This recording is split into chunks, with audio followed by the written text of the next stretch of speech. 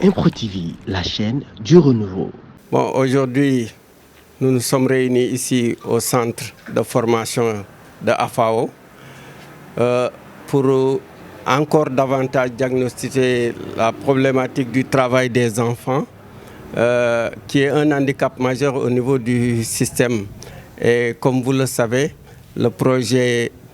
de lutte contre le travail des enfants à Bambilor, dénommé Coalition Rêve d'Omar, avec l'accompagnement des organisations syndicales, membres de l'International de l'éducation. Donc nous sommes aujourd'hui pour rencontrer la jeunesse, pour rencontrer les mères d'enfants réunis autour de l'AME, pour essayer de renforcer la sensibilisation, de déblayer toutes les stratégies nécessaires pour qu'il y ait moins d'enfants dans la rue au niveau de la commune de Bambilor. Nous avons abordé cette problématique autour de certains modules comme d'abord le travail des enfants pour une meilleure connaissance, non seulement du cadre juridique qui encadre ce phénomène, mais aussi parler de toutes les conséquences, de tout ce que cela peut découler, comme en tout cas frein par rapport à la scolarisation des enfants au niveau de cette commune. Mais nous avons aussi, dans le cadre de la mobilisation de la communauté, essayé de voir comment vraiment prendre tout l'engagement nécessaire, de voir aussi comment se mobiliser davantage pour que la population, la communauté de façon générale puisse vraiment aller dans le sens de lutter contre le travail des enfants. Ce matin, en traversant le village de Bambilor, nous avons rencontré des jeunes, des talibés avec leurs cibelles, donc les écuelles pour mendier. Et c'est cette problématique que nous ne voulons plus voir dans cette localité. Et une fois que cette formation sera terminée, parce que nous avons en plus de ça aussi déblayé le problème de la violence, qui est un problème d'une actualité très cruciale, parce qu'on s'est rendu compte que si l'on ne prend pas garde, la violence risque d'hypothéquer tout ce que nous avions comme prévision par rapport à une éducation de qualité, par rapport à la scolarisation universelle. Et c'est pourquoi, d'ici la semaine à venir aussi, nous allons, Inch'Allah, entamer un autre atelier. Et cet atelier sera dirigé ou bien sera ciblé uniquement autour des imams qui souffrent ici dans nos mosquées au niveau de la commune, mais aussi des chefs de village. Et tout ceci entre tout simplement, comme je l'ai dit, dans le cadre de la stratégie de mobilisation de tous les acteurs intervenants au niveau de l'école. Il est certes que dans nos communes, et particulièrement dans la commune de Bambilor, le phénomène du travail des enfants existe. Et nous devons prendre tous les devants pour essayer de combattre ce phénomène. Je vous remercie. Salaamaaleykum mbooloo mi ñu ngi nuyu ñëpp ku nekk ci turam ak santam di leen jaajëfal di rafetlu vraiment tey jii li nga xamante ne moom lañ doon def muy atelier bu am importante fii ci nga xamante mooy centre FAO bi nekk fii ci Gorom 1 dans la commune de Bambilor di wax rek ne tey dañoo réunirat encore une fois boole ñi nga xamante ne ñoom ñooy AME bi muy association des mères enfants ak ñi nga xamante ne ñoom ñooy ay jeunes quelques jeunes fii ci Bambilor commune bu Bambilor li sabab nag li nga xamante ne ni mooy ndaje bi moom mooy dañ doon def benn atelier comme d'habitude rek nin ko daan waxee sunu mbokk yi nga xamante ne ni ñoom ñooy les 6 syndicats yi nekk fii ci Sénégal ngànk wàllu njàng mi ak sunu partenaires yi nga xamante ne ñoo nekk extérieur ñoo ñëwaat encore une fois ñu leen di remercier ñëw pour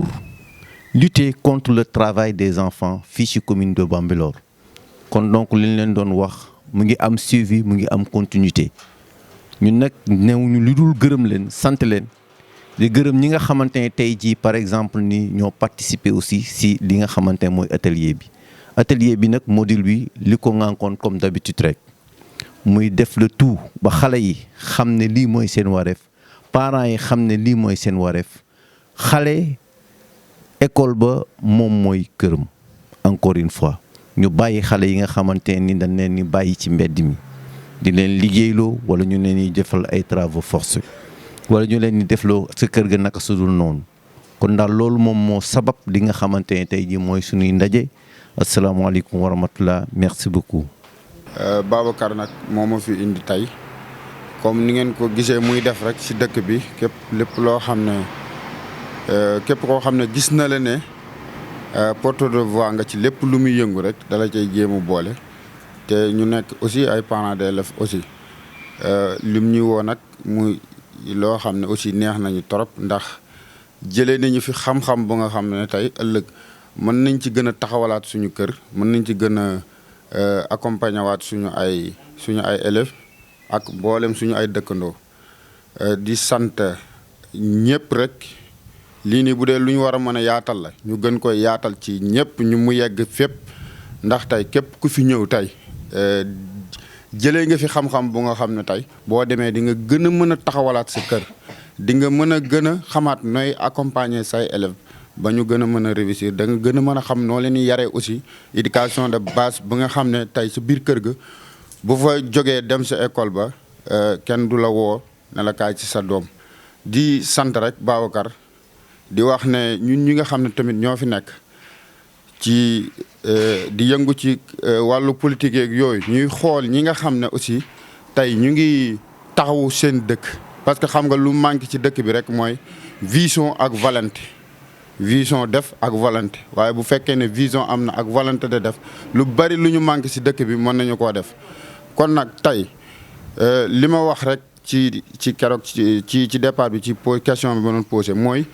ñu fexe ba di def l'homme qu'il faut à la place qu'il faut tey monsieur Mbengue mii gis naa ne tey lu mu xam ci éducation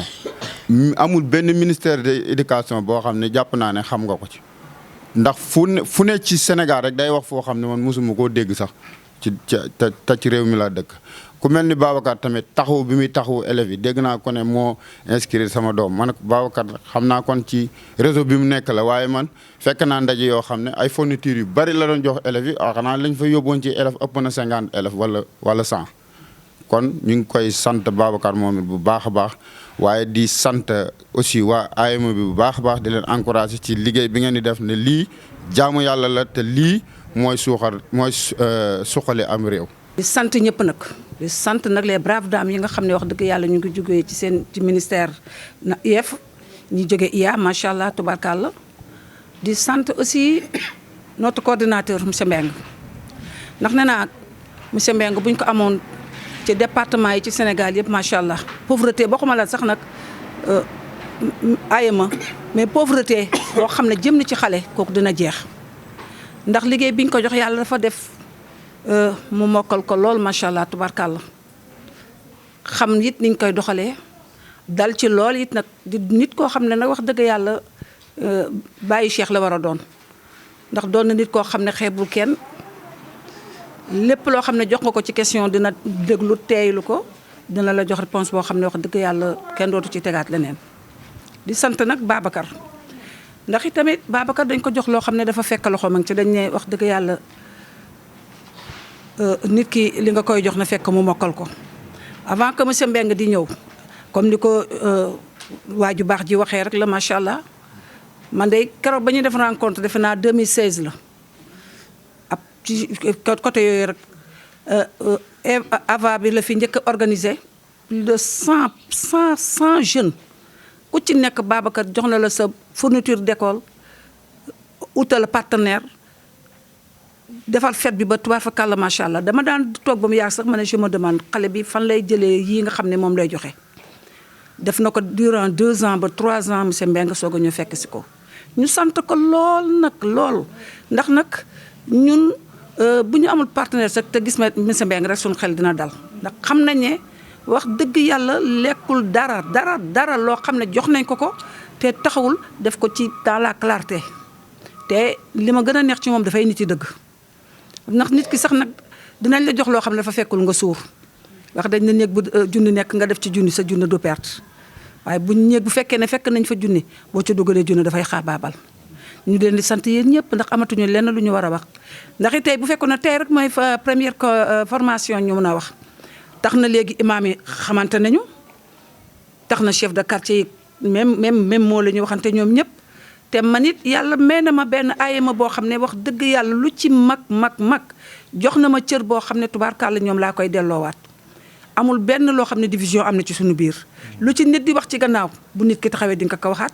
ndax jàngalante na ñun ci suñu biir que ñun ci suñu bopp soxlawuñu dara lu avancé dëkk bi di Bambilor mais lu avancé suñu jeunesse lu avancé xale yi man de soxlawuma ci dara te xam nañ ne soxlawuma ci dara sax waaye nag kóolute gi Babacar am ba nga xam ne wax dëgg yàlla lu mu wax ne Mama Aïssatou ba ñëpp fi mu ne ni kenn woyatuma sax Mama Aïssatou la ñëpp di wax ndax tey man bu may siiw ci Bambilor ba xale bii moo ko waral man dama dugg Bambilor rek ñu boole ma ak moom mu am nag benn largeté boo xam ne amul fenn fu muy toog te du ne Mama Aïssatou ñëwal toog ci sama wet kon nag ni nga ma màggalee rek Ngom yàlla na la yàlla buur bi màggal ci kàttanu yonent ba di nuyu ñëpp nag di sant ñëpp nag ndax man AEM bi gisuma ci kenn koo xam ne amul détermination rek pour fexe rek AEM bi jëm kanam monsieur Mbengue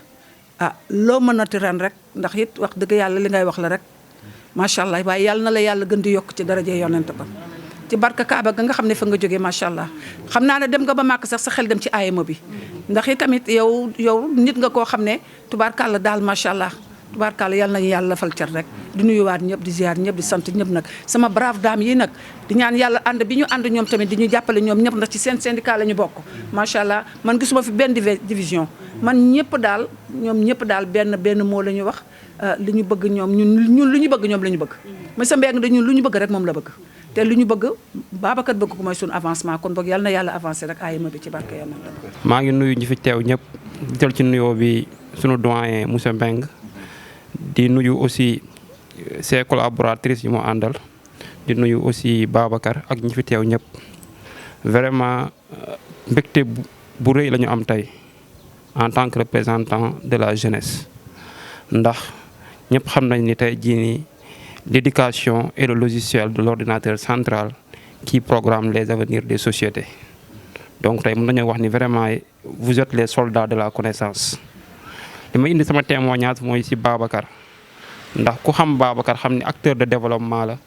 te yàgg na yëngu ci éducation nekkul tey avant muy nekk président foyer des jeunes ak bu mu ko nekkee mu ngi doon organiser ay cours de vacances mu ngi doon def ay génie en herbe di organiser ay distribution des prix pour récompenser les meilleurs élèves den yóbbu ñuy découvrir les sphères ministérielles donc loolu dañ ko ci remercier di remercier ñi mu àndal ñëpp ak ñi nga xam ni moom la bokkal projet bi yëpp ñu leen di ñaanal lépp lu ngeen mën ren ngeen mën lu ko raw déwén di wax ni l'union fait la force te gis nañu fi ñi fi nekk ñëpp vraiment engagé wu nañ pour li nga xam ni li jëmale éducation kanam ndax li ma fi dégg ngeen wax fi mooy li ngeen bëgg mooy alphabétisation de tous li ngeen bëgg mooy scolarisation des filles et des enfants kon loolu lu am solo la ndax gis nañu tey jii nii boo jàngee dina la jëriñ dina tax tey doo dépendre ci kenn dina tax ni say projet di nga ko mën a doxal te dina la mën a servir kon ñu ngi leen di remercier yéen ñëpp leen wax en avant pour la victoire pour des victoires de l'éducation je vous remercie.